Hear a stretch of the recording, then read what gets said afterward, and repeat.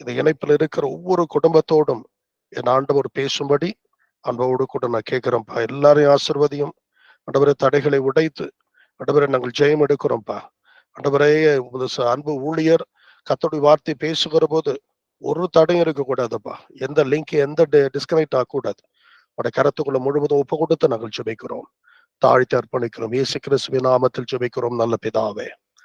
இந்த அருமையான நாளிலும் நம்மோடு இணைந்திருக்கிற ரெவரண்ட் டாக்டர் என் அருள் அவர்கள் ஹோப் பிரேயர் மினிஸ்ட்ரி அப்படின்னு ஒரு ஊழியத்தை ஸ்தாபித்து அவர்கள் நடத்தி கொண்டு வந்தார்கள். கடந்த நாட்களில் ஒரு அழகிய ஒரு பிரேயர் சென்டரை அவர்கள் எழுப்பி இருக்கிறார்கள். தினந்தோறும் அதில் பலவிதமான கூட்டங்கள் நடைபெறுகிறது. அந்த பகுதி ஆவடி சுற்றி இருக்கிற பகுதியில் இருக்கக்கூடிய மக்களின் ஆசீர்வாதத்துக்காய் அந்த ஜெப மையம் திறக்கப்பட்டிருக்கிறது. அநேகருக்கு ஆசீர்வாதமான ஊழியத்தை அவர்கள் செய்து வருகிறார்கள்.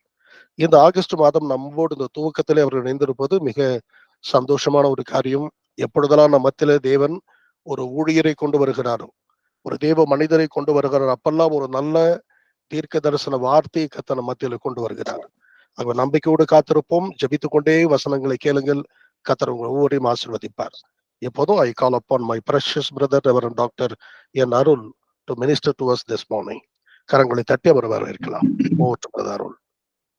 அல்லேலூயா. கர்த்தருடைய பரிசுத்தத்துக்கு மகிமையுள்ளதாக. நான் பேசுகிறது கேட்கிறதுன்னு நினைக்கிறேன். கேக்குது பிரதர், நல்லா கேக்குது. Go ahead brother. அல்லேலூயா. கர்த்தருடைய பரிசுத்த நாமத்துக்கு மகிமையுள்ளதாக. இந்த உங்கள் கூடுகையின் மத்தியிலே எனக்கு அழைப்பை கொடுத்த சகோதரன் ஆல்பர்ட் ஃபெனலன் அவர்களுக்கு, வாய்ப்பை கொடுத்த, வாசலை திறந்து கொடுத்த தேவாதி தேவனுக்கும் என் நன்றியை தெரிவித்துக் கொள்கிறேன். இந்த காலை வேளையிலே எதை குறித்து பேசலாம் என்று கர்த்தருடைய சமூகத்தில் காத்திருந்த பொழுது ஆண்டவர் சொன்ன ஒரு காரியம், சங்கீத புஸ்தகம் 31வது அதிகாரம் 17வது வசனம். என் காலங்கள் உமது கரத்தில் இருக்கிறது, என் சத்துருக்களின் கைக்கும் என்னை துன்பப்படுத்துவர்களின் கைக்கும் என்னை தப்புவியும் என்று தாவீது சொல்லுகின்றார். என் காலங்கள் உமது கரத்தில் இருக்கிறது, என் காலங்கள் உமது கரத்தில் இருக்கிறது. இந்த மனுஷனுடைய வாழ்க்கை குறித்து நீங்கள் அறிந்திருப்பீர்கள். குடும்பத்தாரால் தள்ளி வைக்கப்பட்ட ஒரு மனுஷன் தாவீது. இந்த மனுஷனுக்கு வனாந்தரத்தை குடும்பம் ஏற்படுத்தி கொடுத்தது.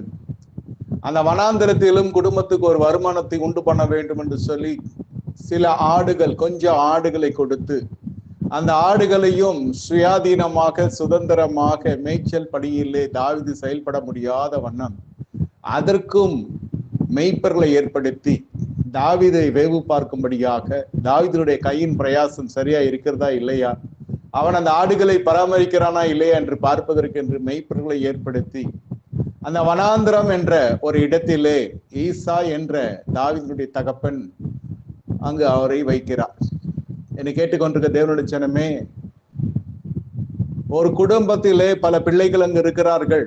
ஆனால் ஒரு பிள்ளை மட்டும் தகப்பனாகவே தெரிந்து கொண்டு தகப்பனுடைய முழு அனுமதியின் பேரிலே இந்த மனுஷன் போய் அங்கு காணப்படுகிறார். அதாவது பெற்றோர்களே, குடும்பத்தாரே அவனை வனாந்திரத்தில் வைத்திருக்கிறார்கள்.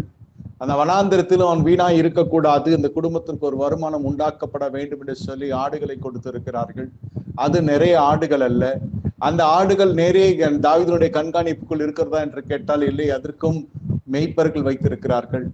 தாவீதை வேவு பார்ப்பதற்கும் அந்த ஆடுகளுடைய தொகைகள் குறையாது இருப்பதற்கும் வைத்திருக்கிறார்கள். 1 சாமுவேல் 17வது அதிகாரத்திலே வாசித்தால் அந்த இடத்திலே 34வது வசனத்திலே தாவீது சாட்சி பகருகிறார். அந்த ஆடுகளுக்கு, கொஞ்சம் ஆடுகளுக்கு ஒரு விசை ஒரு கரடி வருகிறது, ஒரு சிங்கம் வருகிறது. அதனுடைய வாய்க்கு தப்புவிக்கும்படி இந்த இளம் தாவீது, வாலிபனான தாவீது போய் யுத்தம் செய்து அந்த 2 மிருகங்களை, ஒரே விசை தான் இந்த அனுபவம் வந்தது. ஆனால் 2 மிருகங்களும் கொன்று அந்த ஆடுகளை தப்புவித்துக் கொள்ளுகிறான். அந்த நேரத்தில் இந்த மெய்ப்பர்கள் எங்கு போனார்கள் என்று கேட்டால் எந்த தகவலும் இல்லை. இத்தனை மெய்ப்பர்கள் இருக்கிறார்களே எங்கு என்று கேட்டால் இல்லை. அவன் உயிரை பணம் வைத்து தகப்பன் வீட்டுக்கு சேவகம் பண்ணி கொண்டிருக்கிறான். என கேட்டுக்கொண்டிருக்க தேவனுடைய ஜனமே, இந்த சொந்த குடும்பத்தாரால் நான் வனாந்திரத்துல இருக்கிறேன் என்று சொல்லுகிறாயா? அல்லது என்னை யாரும் நம்ப மாட்டேன் என்கிறார்கள், என்னை வேவு பார்த்து கொண்டிருக்கிறார்கள், என்னை சோதித்து கொண்டிருக்கிறார்கள், நான் உத்தமியா அல்லது உத்தமத்திலிருந்து தவறிவிடுகிறேனா என்று பார்த்து கொண்டிருக்கிறார்கள். ஆண் பெண் இருவரும் சேர்த்து சொல்லுகிறேன், சகோதரர்மார்கள் சகோதரிகளுக்கு சேர்த்து. உங்களை ஏதோ ஒரு கண்காணிப்புக்குள்ளே, ஒரு கட்டமைப்புக்குள் காணப்பட்டு கொண்டிருக்கிறீர்களா? இந்த காலை வேளையிலே ஆண்டவருடைய வார்த்தை உங்களை பார்த்து வருகிறது. உன் காலங்கள் என் கரத்தில் இருக்கிறது.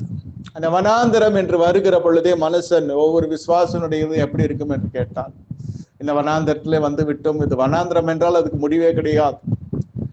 இந்த திசையிலிருந்து பார்த்தால் அந்த திசை தெரியும், அந்த திசையிலிருந்து பார்த்தால் அந்த திசை தெரியும். அடிப்படை காரியங்களுக்கு கேள்விக்குறி. அன்ன ஆகாரம் இருக்காது, உடுக்க உடை இருக்காது, இருக்க இடம் இருக்காது, குடிக்க தண்ணீர் இருக்காது. அடிப்படைக்கே ஒரு கேள்விக்குறி. அதான் வனாந்தரம்.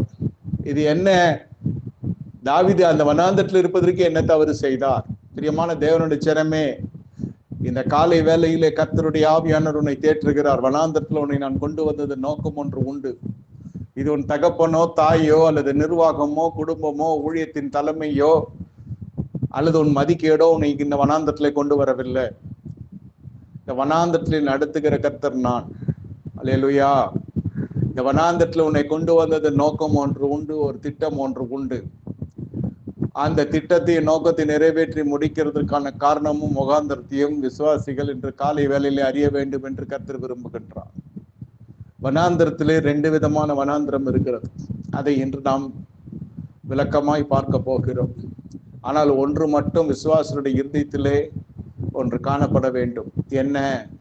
எனது காலங்கள் கர்த்தருடைய கருத்தில் இருக்கிற நாட்கள் வீணாய் போக கர்த்தர் விடுவதில்லை. எல்லாவற்றுக்கும் ஒரு காலம் உண்டு. பிரசங்கி 3வது அதிகாரம் 1வது வசனம் முதல் கொண்டு வாசித்தல் தெரியும்.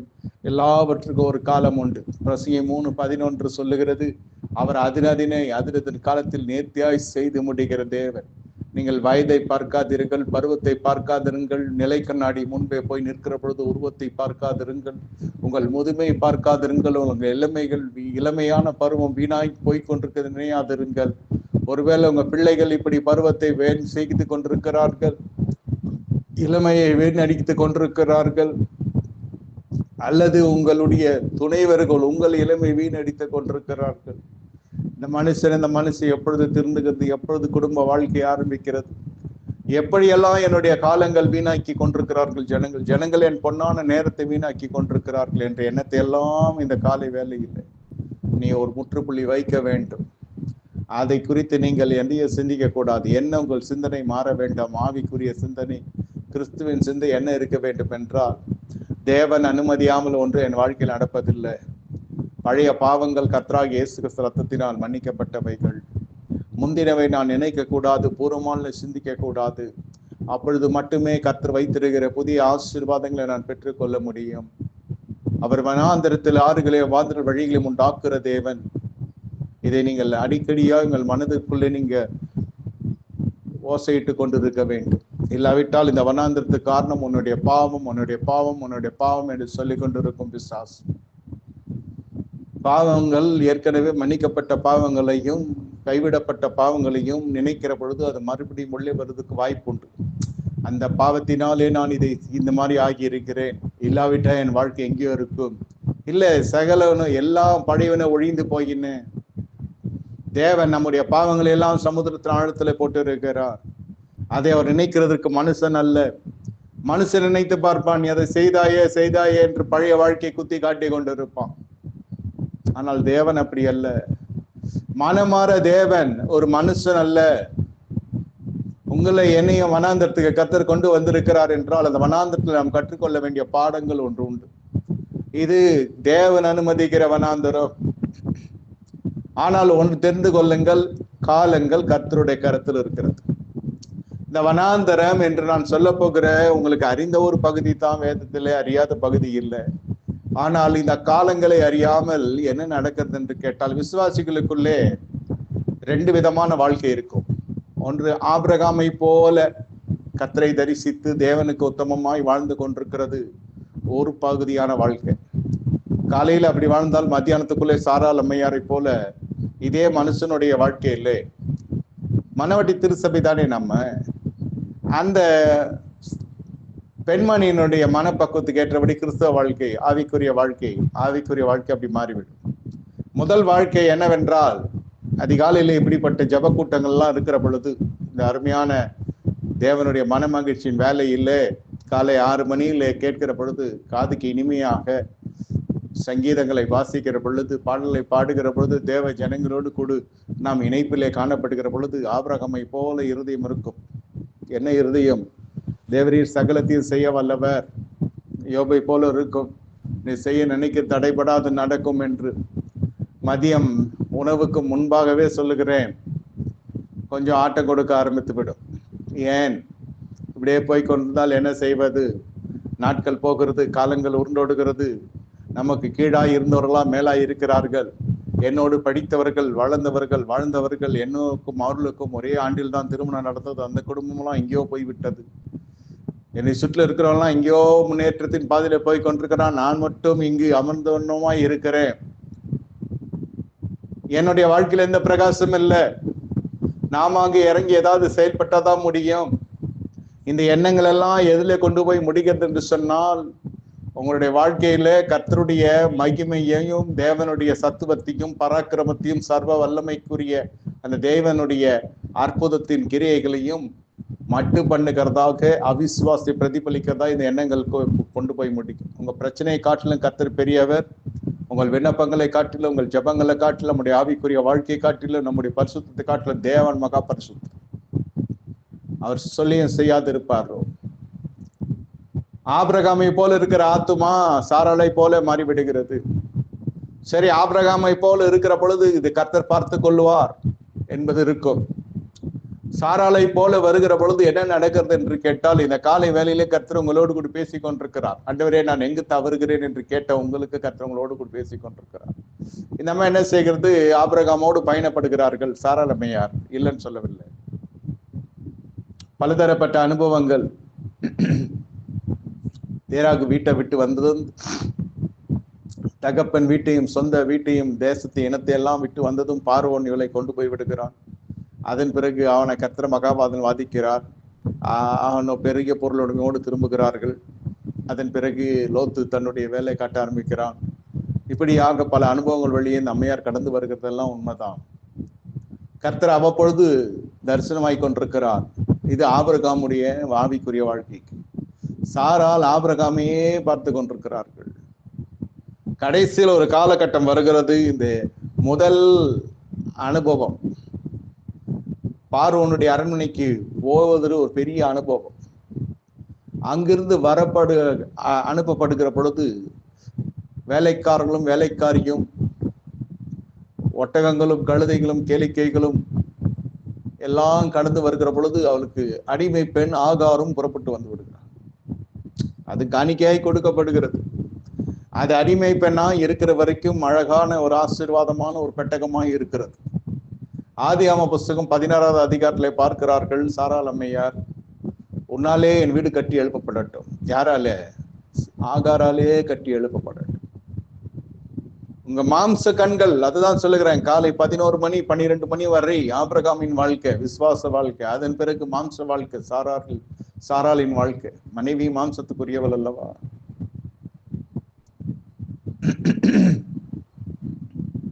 இப்படி எல்லாம் ஜெபித்து கொண்டிருந்தாலும் சில பேரும் மனதினுடைய எண்ணங்கள் சொல்லுகிறேன். ஜெபம் பண்ணி கொண்டே இருந்தா ஒண்ணு நடக்காது. நாம் எழும்பி கிரியை செய்ய வேண்டும், ஏதாவது செய்ய வேண்டும். கர்த்தருடைய வார்த்தை உங்களை நோக்கி வந்து கொண்டிருக்கிறது என்றால், அந்த வார்த்தை உங்களையும் என்னையும் புடமிடுகிறது, சோதிக்கிறது, சிக்ஷிக்கிறது, பக்குவப்படுத்துகிறது, சீர்படுத்துகிறது, ஸ்திரப்படுத்துகிறது. அதை நம்மை ஒரு வடிவத்துக்குள்ளே அழைப்புக்கு நேர நம்மை வழிநடத்தி கொண்டிருக்கிறது. இந்த பெண்மணிக்கு இருப்பு கொள்ளவில்லை. எதையோ செய்ய வேண்டும். எது இல்லையோ அதை நிவர்த்தி செய்கிறது மனுஷனுடைய எண்ணம். இதுல ஆவிக்குரிய மனுஷன் எப்படி ஆவிக்குரிய மனுஷனா இருக்கிறான் என்றால், நான் பெந்தகோஸ்தே சபைக்கு போகிறேன், நான் அந்நிய பாஷை பேசுகிறேன், அபிஷேகத்தை பெற்றிருக்கிறேன், வெண்வஸ்தம் தரிக்கிறேன், நான் உலக ஆடம்பரத்தை வெறுக்கிறேன், வெளியான் மாயமான தாழ்மையிலே காணப்படுகிறேன் என்பதனால் மட்டும் ஆவிக்குரியவனாய் ஆகிவிட முடியாது. நான் எப்படி இருக்க வேண்டும்? இப்படிப்பட்டதான தட்டுப்பாடு நிறைந்த காலகட்டத்தில் இப்படிப்பட்டதான ஒரு குறை, பெரிய குறையாய் காணப்படுகிறது. ஆபிரகாமுடைய வீட்டின் வேலைக்காரர்களுக்கெல்லாம் பிள்ளை இருக்கிறார்கள். ஆபிரகாமை விட எளிமையா இருக்கிறவர்களுக்கும் தேவனை அறியாதவர்களுக்கெல்லாம் பிள்ளை செல்வம் இருக்கிறது. ஆனால் மூல காரியம் இது காணப்படவில்லை. ஆனால் இருவருக்கும் அந்த பிள்ளையினுடைய தாகம் மட்டும் தீரவில்லை. இந்த ஐயாவுக்கு 75 வயது ஆன பிறகும் அவர் பிள்ளை வேண்டும் என்று ஒரு ஆவல் வருகிறது என்றால் அது விசுவாசம். பிள்ளை கொடுப்பார் என்று நம்பி ஏங்கி கொண்டிருக்கிறது சாரலுடைய விசுவாசம். அந்த அம்மையாரும் சாதாரண பெண்மணி அல்ல. அந்த பெண்மணிக்கும் ஆவிக்குரிய பெண்மணி தான், இல்லை என்று சொல்லவில்லை. என் ஆண்டவனே என்று சாரால் பணிந்து கொண்டாள் என்று பேதுருவிலே வாசிக்கிறோம். உத்தமி இல்லைன்னு சொல்லவில்லை. ஆனா செய்ய அந்த சந்தர்ப்ப சூழ்நிலைகள் சில சமயத்தில் நம்மை ஒரு தீர்மானம் எடுக்க வைத்துவிடும். அந்த தீர்மானம் எப்படிப்பட்ட தீர்மானம் என்றால் அது மாம்சத்தின் ரீதியான தீர்மானமாய் காணப்படும். அது ஆவிக்குரிய தீர்மானமா இருக்காது. நான் எழும்புகிறேன், ஜெபிக்கிறேன், புதிய ஆண்டெல்லாம் பார்ப்பீர்கள் என்றால் தீர்மானம் எல்லாம் நல்லா எடுப்பான் நம்மால். அப்புறம் நாட்கள் ஆக ஆக ஆக ஆக மறுபடியும் பழைய நிலைமைக்கு போய்விடும். மறுபடியும் இந்த வருடத்தின் கடையாந்திர நாட்களிலே தீர்மானம் எடுப்பார்கள். புதிய ஆண்டில் கொஞ்ச நாள் இருக்கும், அதன் பிறகு அது போய்விடும். இதுதான் கிறிஸ்தவ வாழ்க்கையை காணப்படுகிறது என்று சொன்னால் இது ஆவிக்குரிய வாழ்க்கை என்று சொல்ல முடியாது. வேணா கிறிஸ்தவ வாழ்க்கையா இருக்கலாம், நிற்கிறதும் எழும்புகிறதும் உட்கார்கிறதும். இந்த இடத்துல இந்த பெண்மணி செய்கிற ஒரு மிகப்பெரிய பிரச்சனை, ஆகால் என்ற அடிமை பெண்ணை மறுமனையாட்டி ஆபிரகாமுடைய மடியில் ஒப்பு கொடுக்கிறார். ஜெபித்து ஜெபித்து பார்த்தோம், கடைசியில ஒன்றும் பண்ண முடியவில்லை. இந்த வழியை நான் தேர்ந்தெடுத்துக் கொள்ளுகிறேன். மாம்சத்தின் பலன். தேவன் சொன்னது ஒன்று, அதற்கு காத்திருக்க நேரம் இல்லை. ஏன்னா வயதாகிறது. ஏற்கனவே நான் கிளையா இருக்கிறேன், எல்லாம் நின்று போய் விட்டது. அவரோ முதிர் வயதா இருக்கிறார், ஒன்றும் பண்ண முடியவில்லை. ஆகாரையாவது அனுப்பி ஒரு குழந்தையை பெற்று எடுத்து வம்சாவளியை காத்து கொள்ளாம் என்று நினைத்து இந்த பெண்மணி செய்கிற ஒரு ஒரு பொல்லாத மாம்ச தீர்மானம் ஆபிரகாமுக்கு ஒன்றும் பண்ண முடியல. எவ்வளவு நாட்கள் ஆபிரகாமுக்கும் சாராளுக்கு நடந்த எல்லா சம்பாஷங்களும் எழுத வைக்க முடியாது. அது அப்படிப்பட்ட ஒரு வேதம் கொள்ளாது. ஒவ்வொரு தம்பதிகளை என்னென்னலாம் பேசி கொண்டார்கள்லாம் எழுத முடியாது. மூல காரியங்கள் மட்டும் தான் அங்கு குறிக்கப்பட்டிருக்கு.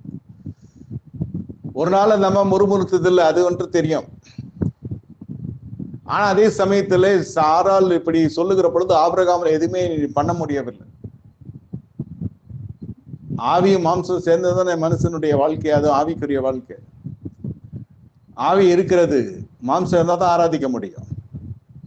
இந்த மனுஷன் என்ன செய்கிறார், ஆகாரோடு சேர்ந்து கொள்ளுகிறார். அவருக்கு பிடித்தது பிடிக்காதது என்பதெல்லாம் இல்லை. ஒரு கட்டளை, அன்பின் கட்டளையோ அதிகார கட்டளையோ, அது குடும்பத்துக்குள்ளே பெண் எடுக்கிற தீர்மானம் கடைசி வரை ஒன்றும் பண்ண முடியவில்லை. அந்த இடத்துல கடைசியில சோதனைக்கு என்று ஒரு பிள்ளை பிறக்கிறது. நல்லா தெரிந்து கொள்ளுங்கள், மாம்சத்தினால் எடுக்கிற தீர்மானம் உங்களுடைய வாழ்க்கையில சோதனைக்கென்று எல்லாமே ஜெயமாய் முடியும். ஆமா, எத்தனையோ கருக்கலைப்புகள் நடக்கிறது, எத்தனையோ கரு சிதைவுகள் நடக்கிறது, எத்தனையோ வாழ்ந்து கொண்டிருக்கிற காலத்திலே ஒரு குழந்தையை சேராமல் ஜனங்கள் தவிக்கிறார்கள். இது சோதனைக்கென்று ஒரு குழந்தை இஸ்மவேல் பிறந்து விடுகிறது. ஒரு குழந்தை பிறக்கிறதுக்கு இஸ்மவேல் என்று பெயர் இடுகிறார்கள். அந்த இஸ்மவேல் என்று சொல்வதற்கே நான் கூசுகிறது. அது ஒரு துஷ்ட பிள்ளையா வளரும். ஆபிரகாமுடைய வித்தா இருக்கிறது. கொஞ்சம் ஆபிரகாம், கொஞ்சம் சாராள், மன்னிக்கும் ஆகார். முதல்ல சொன்னேன், கொஞ்சம் ஆபிரகாம் கொஞ்சம் சாராள் நம்முடைய ஆவிக்குரிய வாழ்க்கை. இஸ்மவேல் அப்படி அல்ல. எகிப்தின் ரத்தம், எபிரேய ரத்தத்தின் கலவைதான் இஸ்மவேல். ஆவிக்குரியனாகவும் இருப்பான், பூமிக்குரியனாகவும் இருப்பான். எல்லாரும் அப்படித்தானே ஐயா? ஆவிக்குரியனாகவே இருக்க முடியுமா? பூமிக்குரியனாகவும் இருக்க வேண்டும். இல்லைன்னு சொல்ல, மாம்சத்துக்குரியனா இருக்கக்கூடாது. இது மாம்சத்திலே உருவாக்கப்பட்ட வித்து. இது ஆவிக்குரிய வித்து இல்லை, இது வாக்குதத்தின் வித்து இல்லை, இது தேவனுடைய வித்து இல்லை. ஆனால் இது ஆபிரகாமுடைய வித்தா இருக்கிறபடினால் இது பெரிய ஜாதி ஆகும். இந்த எப்பொழுது இந்த ஆகார் என்ற பெண்மணி வீட்டுக்குள்ளே உறவின் அடிப்படையில் வருகிறாளோ, அதான் நல்லா புரிந்து கொள்ளணும். காலம் போகிறது, நேரம் போகிறது, திருமணத்துக்கு வயதாகி கொண்டே இருக்கிறது. இப்படியே போனால் என்ன ஆகும்? கூட படித்தவர்கள், கூட வாழ்ந்தவர்கள், அவருடைய கசப்பான அனுபவங்கள் இருக்கும், தித்திக்கின்ற அனுபவங்கள் இருக்கும். அதையெல்லாம் வைத்து நாம் ஒப்பிட்டு பார்த்து நாம் வாழ்க்கை நடத்தினால் நாம் ஒரு ஆசீர்வாதமா இருக்க முடியாது, ஆசீர்வாதத்தை சுந்தரிக்க முடியாது. நம்முடைய வாழ்க்கையிலே கர்த்தர் நிதானித்து வைத்த தீர்மானித்திருக்கிற நேத்தியாதன் காத்து செய்து முடிப்பார். இதுதான் கேட்கிறவர்களுக்கெல்லாம் பதில் சொல்ல வேண்டிய அவசியம் நமக்கு இல்லை. கேளாத ஞானத்தை கொடுக்கிற தேவன் இந்த காலை வேளை இந்த ஞானத்தை கொடுத்து உங்களை ஆசீர்வதிப்பாராக. இந்த பெண்மணியுடைய துஷ்ட செய்கையானது என்ன நடக்கிறது? ஒரு உறவை இணைக்கிறீர்கள் வாழ்க்கையிலே, அந்த உறவு பலிக்கு பெருக ஆரம்பிக்கிறது. சோதனைக்கென்று அது முள்ளாய் பிறக்கிறது. அதற்கு முன்பு அது உறவாய் அடிமை பெண்ணாய் இருக்கிறவா அடக்க ஒடக்கமாய் இருந்தது. வேலைக்காரி அப்பொழுது வீட்டுக்காரி ஆனாலோ அப்பொழுது தன் ஆட்சியரை அற்பமாய் எண்ணுகிறான். வனாந்திரம் சொன்னேன் இல்லையா? நாமாய் தேடி கொள்ளுகிற வனாந்திரம். அந்த நாமாய் தேடி கொள்ளுகிற வனாந்திரம் என்ன என்று நீங்க தெரிந்து கொள்ள வேண்டும். என்ன வனாந்திரம் நாமே தெரிந்து கொள்ளுகிறது? தன் ஆட்சியரை அற்பமாய் எண்ணப்படுகிறா. வீட்டை விட்டே ஓடுகிற நேரம் வருகிறது. அவள் வனாந்திரத்திலே காணப்படுகிறாள். ஒரு முறை திரட்டப்படுகிறாள், வனாந்திரத்துக்கு நேரே போகிறாள். அவள் மறுபடியும் தேவதூதன் சந்திக்கிறாள். நாச்சியாரின் கரத்தின் கீழ் அடங்கிறேன் என்கிறாள். மறுபடியும் வீடு சேருகிறாள். அதாவது என்ன சொல்ல வருகிறேன் என்றால், நீங்கள் பிறரை அற்பமாய் பார்க்கிற பொழுது, தரக்குறவாய் எண்ணுகிற பொழுதே, பேசுகிற பொழுதே நம்முடைய வாழ்க்கையிலே ஒரு நிரந்தர வனாந்திரத்தை நாம் உண்டு பண்ணி கொள்ளுகிறோம். இதெல்லாம் எகிப்தினுடைய கிரியைக. இதெல்லாம் எகிப்து தேசத்திலே இருக்கிறவர்கள் செய்யக்கூடிய காரியங்க. இஸ்ரவேல் செய்யக்கூடாது. எகிப்து மாம்சத்தை குறிக்கிறது, உலகத்தை குறிக்கிறது, பாவத்தை குறிக்கிறது, பிசாசை குறிக்கிறது, பிசாசனோட ராஜ்யத்துக்குரியவர்களை குறிக்கிறது. இது எகிப்து தேசத்தால் அற்பமா எண்ணுகிறது. அது ரத்தத்திலே இருக்கும்.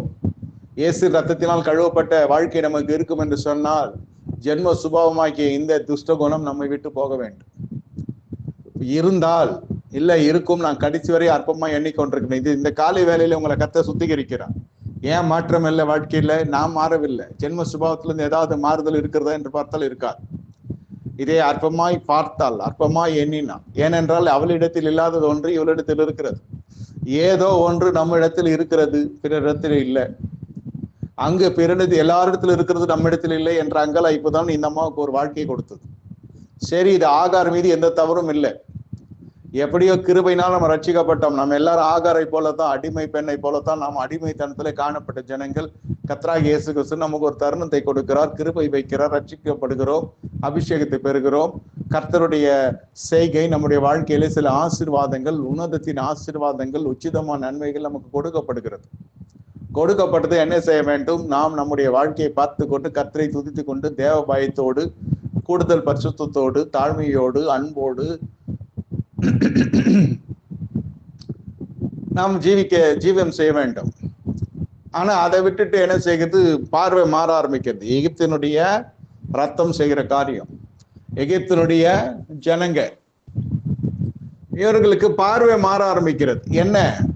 என்னிடத்தில் இருக்கிறது உன்னிடத்தில் இல்லை, அற்பமா எண்ணுகிறார்.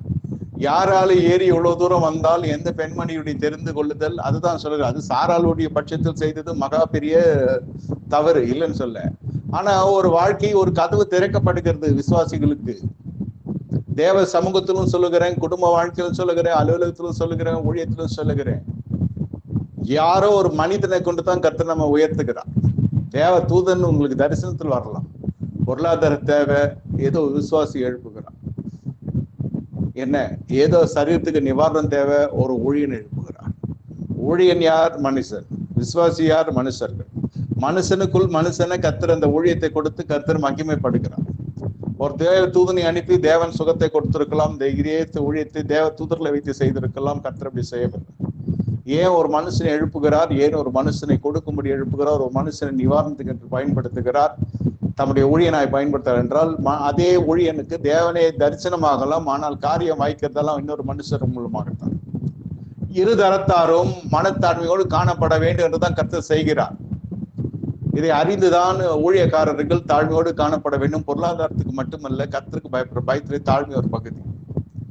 யாவரையும் ஒருவரையும் ஒருவர் அற்பமா எண்ணாதிருப்பாயாக என்று வேதம் சொல்லுவோம். உணவினால சில பேர் அற்பமா எண்ணுவோம். ரோமர் 14 அதிகாரத்துல வாசிக்கிறோம், புசிக்கிறவன் புசியாதிருக்கிறவனை அற்பமா எண்ணாதிருப்பான, புசியாதிருக்கிறவன் புசிக்கிறவனை அற்பமா எண்ணாதிருப்பான. ஏன்? அந்த அற்ப குணம் வந்துடும். அதுல ஒரு மேன்மை, உணவுல ஒரு மேன்மை. ஐயோ, நாங்களாம் அதை சாப்பிட மாட்டோம், அதெல்லாம் அவர்கள் தான் சாப்பிடுவார்கள், நாங்கள் இந்த சபையாக்கும். நாங்கள் அந்த சபையாக்கும். இந்த அற்பமா எண்ணுகிற எண்ணம் என்ன நடக்கும் என்றால், நம்முடைய வாழ்க்கையில வனாந்தரத்துக்கு நேரே நம்மை கொண்டு போய்விடும். இது நாமே தேடிக்கொள்கிற வனாந்தரம். அதுதான் சொல்லுகிறேன், நீங்கள் தேர்ந்தெடுக்கிற நபர் எப்படிப்பட்ட நபர் பாருங்க. இது கர்த்தரால் கொடுக்கப்பட்ட நபரா? இல்ல. அவிசுவாசோடு விசுவாசி பிணைக்கப்படாது இருப்பாயாக என்று சொன்னால், இந்த காரியம் கர்த்தரால் என்று சொல்லி கல்ல ஞானஸ்தானம் கொடுத்து திருமணத்துக்குள்ளே நடத்தி, அது கடைசியில கனி கொடுக்கறதுலாம் இப்படிதான் இருக்கும். பாருங்க, இன்று பரதாபமா இருந்தது. இந்த பெண்ணை நான் திருமணம் செய்து என் மகனுக்கு கொண்டு வந்தேன். கடைசியில பார்த்தா அந்த பெண்மணி என்ன வீட்டை விட்டு அனுப்புற அளவு போயிட்டான்னு சொல்லி நிறைய பெரியவர்கள் சொல்லி நான் கேள்விப்பட்டிருக்கேன். காரணம் என்ன? தெரிந்து கொள்ளுதல், உங்களுடைய தெரிந்து கொள்ளுதல். காலத்துக்கு காத்திருக்கவில்லை, கர்த்தருடைய செய்கை காத்திருக்கவில்லை. இப்படியெல்லாம் திருமணம் நடக்கிறதே நடக்கக்கூடாது. ஏன் நடக்கக்கூடாது? நீ கர்த்தருக்கு கீழ்ப்படியவில்லை, தேவனுடைய வாக்குத்தத்தத்தை நோக்கி பார்க்கவில்லை. மாம்சம், காலம் எல்லாம் உங்களை நிர்பந்திக்கிறது. எல்லாரும் கேட்கிறார்கள், இன்னும் திருமணமாகவில்லையா என்று கேட்கிறார்கள், இன்னும் நடக்கவில்லையா நடக்கவில்லையான்னு கேட்க. எதோ ஒன்று செய்து முடித்து காட்ட வேண்டும். காட்டி என்ன பிரயோஜனம்? யார் நமக்கு வெகுமதி கொடுக்க போகிறார்? இதனுடைய பலனை அனுபவிக்க போகும் நாம் மட்டும்தான். இன்று ஒருவேளை அனுபவித்துக் கொண்டிருக்கிறவர்களுக்கு ஏன் இது என் வயிற்றில் நடந்தது என்று கேட்டால், இதுதான் அதனுடைய காரியம். வேத வசன அடிப்படை அத்தாட்சியோடு சொல்லுகிறேன். இனி இப்படிப்பட்ட சூழ்நிலை கடந்து செல்வர்கள் இப்படிப்பட்ட அவலட்சணங்களுக்குள்ளே போகாதிருப்பதுக்கு எச்சரிப்பாகும் இந்த தேவனுடைய தீர்க்க தரிசன செய்தி உங்களுக்கு மத்தியில் நிற்பதாக. பின்னாட்களில் வந்து யாரும் எனக்கு சொல்லவில்லை என்று சொல்லக்கூடாது. ஆமா, அது ஆகார் அப்படி இருக்கிறது. கடைசியில பார்க்கிற பொழுது இந்த பிள்ளை இஸ்மேல் வளர ஆரம்பிக்கிறது. அதன் பிறகு ஈசாக்கு பிறந்த வாக்குத்தத்தத்தின் வித்து கர்த்தரால் கொடுக்கப்படுகிறது. சாராளை கர்த்தர் நகைக்க செய்கிறார். கடைசியில பார்க்கிற பொழுது இந்த பிள்ளை ஆண்டான் அந்த மாம்சத்தின் வித்தாகிய இஸ்மவேல் பரியாசம் பண்ணுகிறான். நீதிமொழிகள் 24 அதிகாரம் சொல்லுகிறது, பரியாசக்காரனை துரத்தி விடு. அந்த பரியாசம் என்பது விசுவாசிக்குள் இருக்குமா? இருக்கிறது என்று சொன்னால் பாருங்க, நூதனமான விதத்துல பிசாசு இப்ப பலிபிடத்தை நாசப்படுத்தி கொண்டிருக்கிறான். இப்ப புதிதா ஒரு காரியம் வந்து கொண்டிருக்குது, மிமிக்ரி பண்றோம். அபிஷேகம் பண்ணப்பட்ட ஊழியர்காரர்கள் என்று கூட கொஞ்சம் கூட அச்சமே இல்லாம சினிமாக்காரனை பண்ணி கொண்டிருந்தான், அரசியல்வாதியை மிமிக்ரி பண்ணி கொண்டிருந்தான். சரி, தேவ பயம் இல்லை, துணிகரமா செய்கிறான், உலகத்தான், அது உலகத்தின் வேஷத்துல ஒன்று. இப்போ பலிபிடத்துல வந்து ஊழியக்காரனை போலவே மிமிக்ரி பண்றான். இது வெக்கமே இல்லாம கை தட்டி பல கவிச்சு சிரிச்சு கொண்டிருக்கிறாங்க. கொஞ்சம் கூட ஆவிக்குரிய சூடு சொரணை இல்லை. என்ன பண்றது பாருங்க, பலிபிடத்தை பிசாசு எப்படி ஆட்கொண்டு வருகிறான். திசை திருப்பப்படுகிறது, இருதயம் திறக்கப்பட வேண்டும். வாய் திறந்து வாயில் இருக்கிற பற்கள் எல்லாம் நகைப்புக்குள்ளே வருகிறது. இது களி கூடுதல், களியாட்ட இடம் அல்ல, பரிகாசத்தின் இடம் அல்ல. பலிபடை எப்படி பாழாக்கப்படுகிறது பார்த்தீர்களா? பரிசுத்த ஆலயத்திலே, பரிசுத்த தேவனுடைய ஊழியத்திலே நகைச்சுவையா பேசுகிறது வேற, பிறரை போல நீ பழித்து பேசுகிறாய் அல்லவா? அது தெரியல, கண்கள் மூடப்பட்டிருக்கிறது. பரிகாசக்காரனை துரத்தி விடு. இவன் அழைக்கிறான் டிக்கெட் போட்டு. எப்படி எதிர்மறையா போகுது பாருங்க. பரிகாசக்காரர் உட்காரும் இடத்துல உட்காராமலும் இதுக்கு ஒரு கும்பல் உட்கார்ந்து கொண்டிருக்கிறது. ஆரோக்கியமான உபதேசத்தை கேட்க வருகிறது இல்லை. இப்படிப்பட்ட களியாட்டுகளுக்கும் களி கூறுதெல்லாம் நினைத்து கொண்டு சில காரியங்களுக்குள்ளே போகிறது. இது இப்போ நடுவில் வந்து கொண்டிருக்கிறது. மிமிக்ரி பண்றேன் பல குரல்கள் பேசி ஜனங்களை மகிழ்விக்கிறாங்க. இது கல்த்திற்குள்ள கல்வி கூற முடியாது, நம்ம கொண்டு போய் விட்டுறோம். பாருங்க, அதுதான் வேத வசன அத்தியாட்சியோடு சொல்லுகிறேன். இஸ்மேல் பரிகசிக்கிறான். என்ன பரிகசி இருப்பான்? ஏற்கனவே அவங்க அம்மாவோட பார்வை அற்பமா இருக்கிறது. இந்த ஈசாக்கு இருக்குல்ல, ஆமா, இந்த ஈசாக்கு அது யாரு? உறவின்படி பார்த்தா அம்மா நம்ம சொல்லுவோம், வயசான கேள்விடாவோ, பாட்டியும் பேரன்னு நிக்கிற மாதிரி இல்லை. இப்படிதான் பரிகாசம் ஆரம்பிக்கிறது. எழுதியிருக்கிறதா என்று கேட்டால் எழுதவில்லை. கர்த்தர் கொதித்து எழுகிறார். இந்த பரிகாசம் உங்களை இருக்கிற இடத்தை விட்டு அகற்றிவிடும். திறக்கப்பட்ட கதவுகள் மூடப்பட்டு விடும். வேசித்தனம் மட்டுமல்ல, இதுவும் நம்முடைய பெரிய ஆவிக்குரிய நாசக்கிருமி. ஆசீர்வாதத்தை நிர்மூலப்படுத்தக்கூடிய இடம் ஆபிரகாமுடைய நிழல். ஆபிரகாம் அந்த அபிஷேகம் பண்ணப்பட்ட தலைமைத்துவம் இந்த எகிப்து தேசத்தாளுக்கு எதுவுமே தெரியவில்லை. இந்த விளைவு தெரியவில்லை. அற்பமாய் எண்ணினால் துரத்தப்பட்டால் மறுபடியும் சேர்க்கப்படுகிறது. அற்பமாய் நம்ம என்ன பண்ண யாரையாவது எண்ணுகிறோம் என்றால், எண்ணுகிறோம் என்றால் நம்மை வனாந்தரத்துக்குள்ளே கொண்டு போய்விடும். அடுத்தது பரிகாசத்தை நம்ம உற்சாகப்படுத்துகிறோம் என்று சொன்னால் நமக்கு நிரந்தர வனாந்திரம். யாரா இருந்தாலும் பரவாயில்லை, எப்படிப்பட்ட குடும்ப பின்னணி கொண்டவர்களா இருந்தாலும் பரவாயில்லை, எப்படிப்பட்ட ஒரு வரலாறு கொண்ட குடும்பமா இருந்தாலும் பரவாயில்லை, சத்தியம் பொய் சொல்லாது, நான் சொல்லுகிற வேத வசனம் பொய் சொல்லாது என்பதை நீங்கள் விசுவாசிப்பீர்கள், நானும் விசுவாசிக்கிறேன். நிரந்தர வனாந்திரம் இஸ்மவேல். எப்பொழுது பரிகாசம் பண்ணுகிறோனோ, அது சின்ன பிள்ளையெல்லாம் இல்ல, வளர்ப்பு சரியில்லை, பரிகாசம் பண்ணுறது பிள்ளைகளுடைய இருதயத்துல மதிக்கேடு ஒட்டி இருக்கும். அதை வளர்க்க வேண்டிய விதத்துல வளர்க்க வேண்டும். ஆபிரகாம் நிழலில் ஒரு வாழ்க்கை கிடைத்தது. அடிமை பெண்ணா இருக்கிற பொழுது வாய் திறக்காது இருந்திருக்கிறாள் என்று சொல்லிதான் அவளுக்கு மறுமனையாட்டின் ஸ்தானத்தை கொடுத்து உயர்த்தப்படுகிறாள். ஒரு பிள்ளை உண்டாக்கப்படுகிறது. சரி, பரவாயில்ல, குடும்பத்துல எல்லாம் பிரச்சனை இருக்கும், நாச்சியார்களுக்குள்ள இது பிரச்சனை இருக்கிற குடும்பம் தான் சொல்லி மறுபடியும் அவன் வரவழைக்கப்படுகிறான். பிள்ளை பொழுது வளர்க்கப்படுகிற பொழுது பரிகாசத்தையும் சேர்த்து ஊட்டி வளர்க்கிறான். பலிபீடம் எப்படி இன்று நாசமாகிறது என்று சொன்னேன், அது போல இஸ்மவேல் என்ன செய்கிறேன், ஏற்கனவே முரட்டு சுபாவம் கொண்ட மனுஷன் என்று கர்த்தரால் சொல்லப்பட்டிருக்கிறான். பத்தாவதுக்கு பரிகாசம் என்ன செய்யப்படுகிறது, சாராளுக்கு பிள்ளையை குறித்து பேசுகிறது விசனமா இருக்கு. ஈசாக்க பரிகசிப்பதற்கு அந்த ஈசாக்கு ஒண்ணுமே இல்லை. பரிகசித்தால் இந்த முதுமை பருவத்தையும் இந்த இளம் குழந்தையும் தான் வைத்து பரிகசித்திருக்கணுமே தவிர வேற பரிகாசத்துக்குரிய பாத்திரமா ஈசாக்கு சிருஷ்டிக்கப்படவில்லை. ஈசாக்கின் பயபக்திக்குரியவர். அது வாக்குத்தத்தை வித்து அது பரிகாசத்துக்கு எந்த காரண காரியம் இருக்காது, எக்ஸப்ட் த ஏஜ். இது தாயா இல்லையா, மூதாட்டியா, இது தாயா, இதுதான் இருக்குமே தவிர வேற எதுவும் இருக்காது. அது சாராளுக்கு விசிரமா இருக்கிறது என்று சொன்னா, குழந்தை என்ன அவலட்சணமா பிறந்த குழந்தை இல்ல, லட்சணமாய் பிறந்த குழந்தை. அதை பரிகசிக்கல.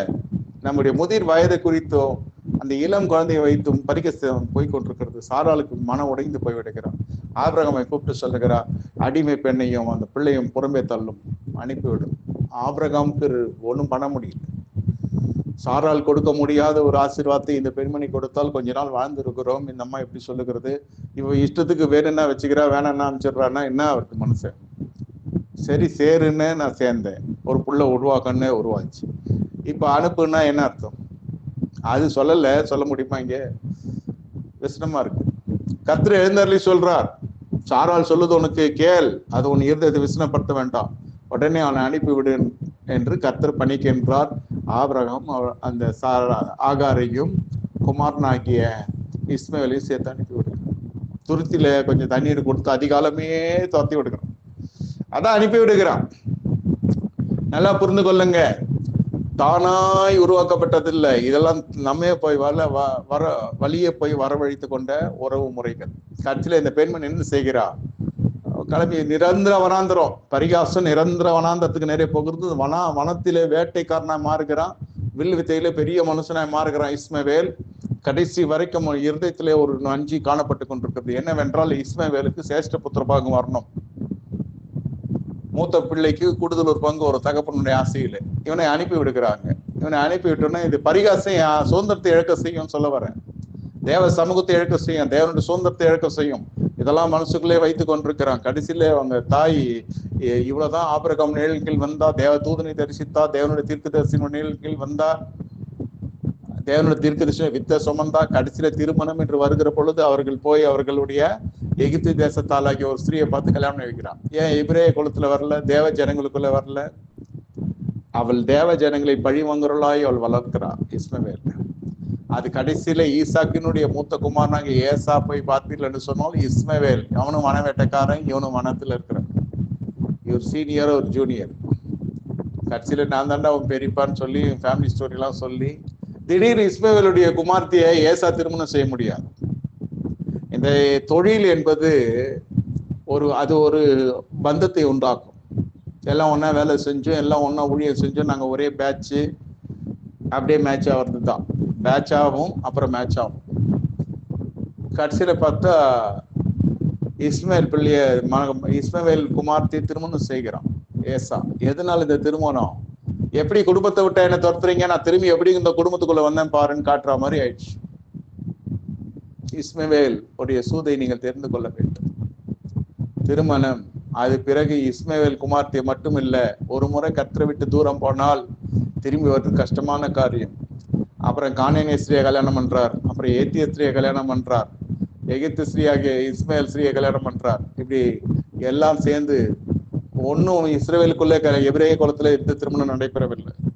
ஈசாக்குக்கும் ரெபேக்காலுக்கும் ஏசா மனநோவாய் போகிறார். அவர்களுக்கும் இந்த குடும்பத்துக்கும் ஒத்து போக முடியவில்லை. காரணம் என்ன? ஆராதனை பிரச்சனை. அவர்கள் தேவனை அறியாத பொல்லாத சந்ததியர். இது தேவனுடைய குடும்பம். இது எப்போ நடந்தது? ஆபரம் ஈசாக்கின் நாட்களுக்கு முன்னே நடந்தது காரியம். போட்ட விதை கடைசியில் ஈசாக்கினுடைய சந்ததியாருக்கு பெரிய கண்களுக்கு முள்ளா இருக்கிறாங்க. நீங்க ஏற்படுத்தி கொள்ளுகிற ஒவ்வொரு நட்பும், தேவையில்லாத ஐக்கியமும், அது ஒரு உறவை உண்டாக்கி விடும். அது கடைசியில பிள்ளைகளுக்கு பெரிய பெரிய பாதகத்துல கொண்டு போய் நிறுத்திவிடும். இந்த நல்ல நேரத்துல நீங்க புரிந்து கொள்ளுங்க. காலத்தை இப்போ ரோஜனப்படுத்தி கொள்ளுங்கன்னு சொல்லி உங்க காலத்தை கஷ்டப்படுத்தி, உங்க பிள்ளைகளுடைய காலத்தை கஷ்டப்படுத்தி வரும் சந்ததிற்கு மிகப்பெரிய ஒரு இடரலை உண்டு பண்ணி விடாதீங்க. இதெல்லாம் தேவநாமம் சரி தரிக்கப்பட்ட ஜனங்கள் செய்யக்கூடிய பிழைகள் என்று வேதம் பதித்திருக்கிறது. அதனால்தான் சொல்லப்படுகிறது, தாவீது சொல்லுகிறான், என் காலங்கள் உமது கரத்தில் இருக்கிறது. திருமணம் செய்து வைக்க முடியவில்லை. பெற்றோருக்கு திருமணம் செய்து வைக்கிற எண்ணமே இல்லையா? என் சம்பாத்தியம் தான் அவர்களுக்கு பெரியது. எனக்கு திருமணம் செய்து வைக்க பெற்றோரே இல்லை.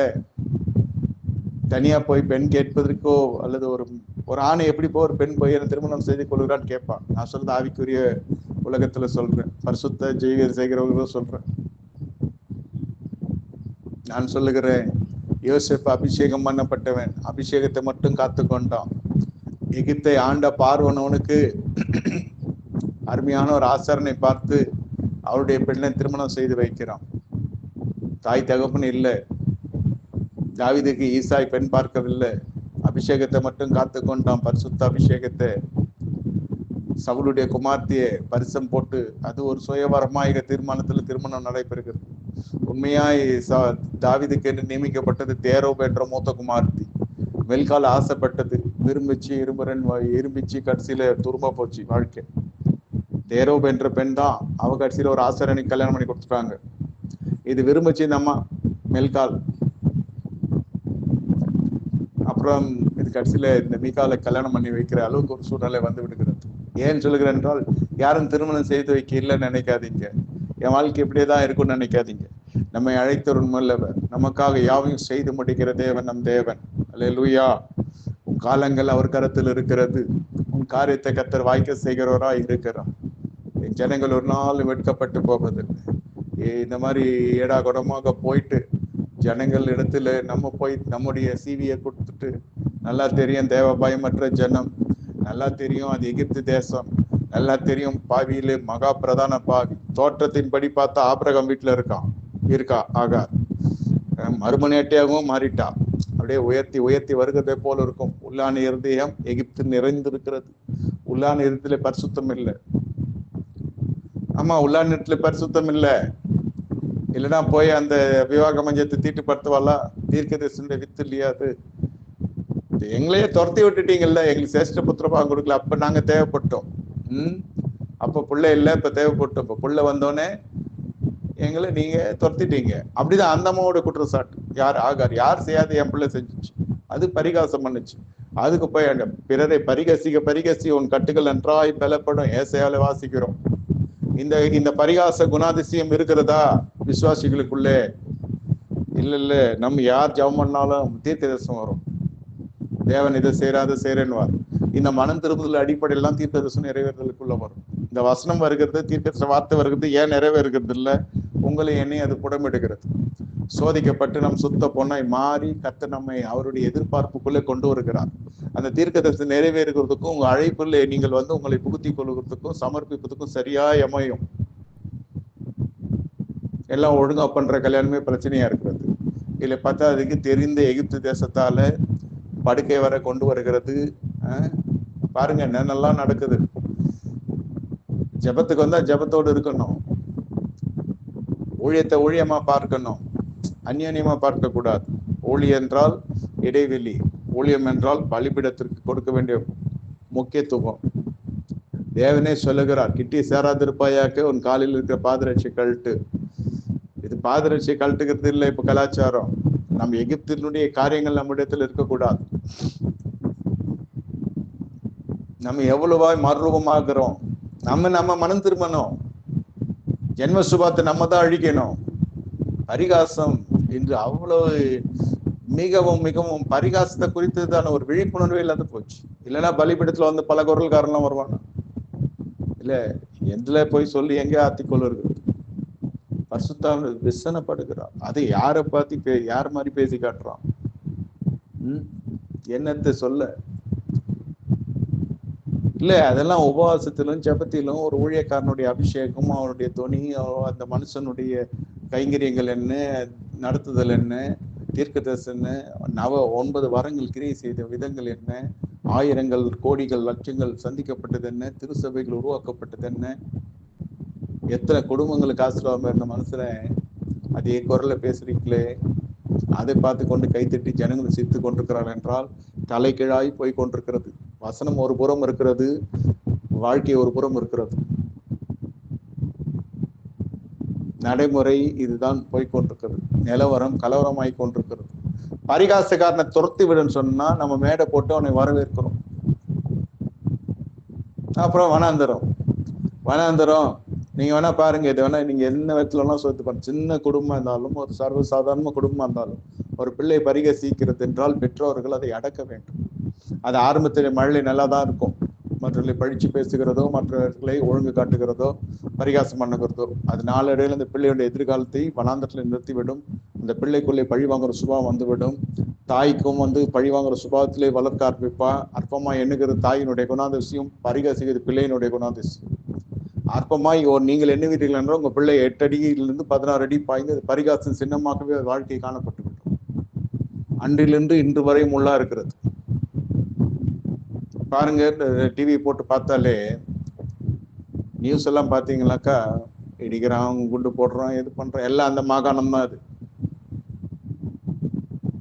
பாருங்க, அன்று செய்த ஒரு பிழை தான் இன்று வர்ற வெட்டிக்குது.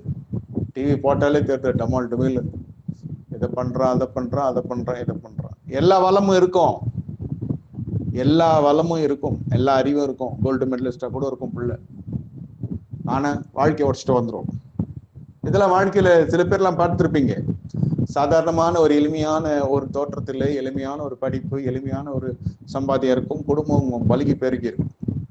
மெத்த படித்த மேதாவிகள், திரண்ட ஆஸ்தி, உயர்ந்த கல்வி, அயல்நாடு பயணங்கள், வயதுக்கு பின்னால் பெரிய பெரிய படிப்பு பட்டங்கள் எல்லாம் பார்த்து நல்ல சம்பாதியம் எல்லாம் இருக்கும். ஆனா வாழ்க்கையை கேட்டா துரிதமாய் உடைக்கப்பட்டிருக்கும்.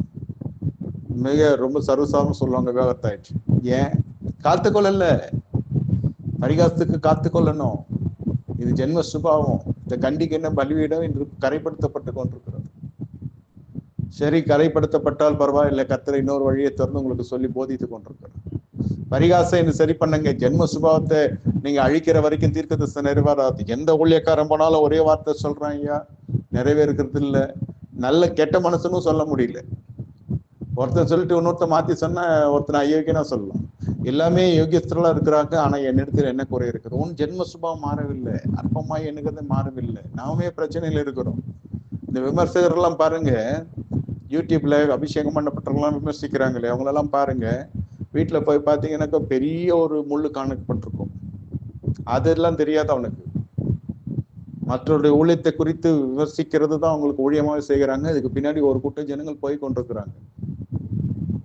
ஆமா நீங்க செய்யறது நல்ல ஊழியம். ஏன் வேதம் திட்டமா சொல்லுகிறது, ரோமர் 8:33, தேவன் தெரிந்து கொள்ளும் இது குற்றம் சுமத்தனியார், அவன் எஜமான் பார்த்துக் கொள்வார், நின்றாலும் விழுந்தாலும் எஜமான் பார்த்துக் கொள்வார். இந்த கடைசியில ஊடகங்கள் எல்லாம் எழும்புகிறது, தேவனுடைய வார்த்தை இப்படி பறைசாற்றுவதற்கு. நாம் எல்லாரும் கூடுகிறோம், பல தேசங்களிலிருந்து கூடுகிறோம், தினந்தோறும் கூடுகிறோம். பாக்கிய ஊடகத்துக்கு கர்த்தருக்கு ஸ்தோத்திரம். இந்த அருமையான ஊடக வாசலை திறந்து கொடுத்தது. இதை ஊழியமாவே கர்த்தருடைய வார்த்தை பறைசாட்டுகிறாங்க. இப்படி பறைசாற்றுகிறதை ஒருத்தன் விமர்சிக்கிறானா, அதான் ஊழியன்னு சொல்றான். அதுக்கு ஒரு 1000 பேர் கமெண்ட் போடுறான், வியூஸ் அதிகமா இருக்குன்னாக்கா என்ன செய்ய முடியும்? இதுல விசுவாசிகளும் பாதிக்கப்படுகிறாங்க. என்னமோ ஒரு டாபிக் என்னதான் போட்டிருக்கான் பார்க்கலாம், உள்ள போய் பார்த்துட்டு ஒருத்தரை அவமானம் படுத்துக்கிறது அவனுக்கு ஒரு வருமானத்தை உண்டு பண்ணுது. சரி, ஆனால் வாழ்க்கை தனிப்பட்ட விதத்திலே போய் பார்ப்பீர்கள் என்றால் வாழ்க்கை மிகவும் கஷ்டமா இருக்கும். நன்மைக்கு தீமை செய்கிறபடியினால அவன் ஜெபம் பாவமாய் போகும். சங்கீதம் 109, 106 எல்லாம் வாசித்து பாருங்க. பிள்ளைகள் திக்கற்றலாய் போவாங்க, அவன் ஜெபம் பாவமாய் போகும், அவன் உத்தியோகம் வேறொருத்தனுக்கு போகும், பிள்ளைகள் தகப்பனற்று காணப்படுவார்கள், அவர் மனைவி விதவையாவா. தொடர்ந்து வந்து கொண்டிருக்கிறது சாபகரமான காரியங்கள். சாபத்தை அங்கே போல உடுத்தி கொண்டான். எலும்புக்குள்ள எண்ணெய் போல் அது பாயும். சரீர வேதனை, மன வேதனை, சமுதாயத்தில் வேதனை, சந்ததியார் வாழ்க்கையில வேதனை, இதெல்லாம் வருகிற நன்மைக்கு தீமை செய்கிறபடினா. பிரியமான தேவனோட ஜனமே, நன்மைக்கு தீமை செய்கிறார் ஆகார். நீ பரிகாசம் பண்ணுகிற அளவுக்கு, அற்பமா எண்ணுகிற அளவுக்கு நீங்க யாரு? அடிமை பெண். நமக்கு ஒரு வாழ்க்கை கிடைத்தது, அவ்வளவுதான். அது குடும்பம் வேற. நம்முடைய ஜோலி ஒரு பிள்ளை பெற்று கொடுக்கணும், அவ்வளவுதான். அந்த பிள்ளையை கொஞ்சம் பயபக்தியா வளர்க்கணும். ஏன்னா நம்ம எகிப்துல இல்லை, இப்போ நம்ம எபிரேய குலத்துக்குள்ள வந்துட்டோம். அந்த ரத்தம் நமக்குள்ளே வந்திருக்கிறது. நம் கிறிஸ்துவுக்குள்ளே அவருடையவர்களாய் மாறுகிறோம், அவருடைய பிள்ளைகளா மாறுகிறோம், அவருடைய உடன் சந்ததியாராய் மாறுகிறோம். இன்னும் அந்த பழைய பழக்கம் இருந்துச்சுன்னா, இன்னும் பழைய ஜென்ம சுபா இருந்துச்சுன்னா, அப்புறம் தீர்க்க தரிசனத்தை நொந்து கொள்ளுகிறதோ, தீர்க்க தரிசனை நொந்து கொள்ளுகிறதோ, பரிகாசம் இருக்கிறவரை, அற்பமாய் எண்ணுகிற கண்ணோட்டம் இருக்கிறவரை நாம கர்த்தர் திறந்த வாசலுக்குள்ள கூட பிரவேசிக்க முடியாது. தேவனுடைய வைத்த இடத்துல நிலைத்திருக்க முடியாது. தேவ சமூகத்துல நிலைத்திருக்க செய்கிறது கர்த்தருடைய கிருபை என்று சொல்லுவாங்க. அந்த கிருபையை இழந்து போயிடுவீங்க. ஏசா அப்படித்தான் கிருபை இழந்து போன தொட்டு தான் இவன் வீட்டுல போய் பொண்ணு எடுத்தான். கிருபை இருந்தா போக முடியாது. கிருபை இருந்தா அடுத்து சத்தியத்துல விருத்தி அடையணும். கிருபை வேற, சத்தியம் வேற. கிருபையும் சத்தியம் ஒன்றோடு ஒன்று சந்திக்கும் என்று எழுதப்பட்டிருக்கிறது.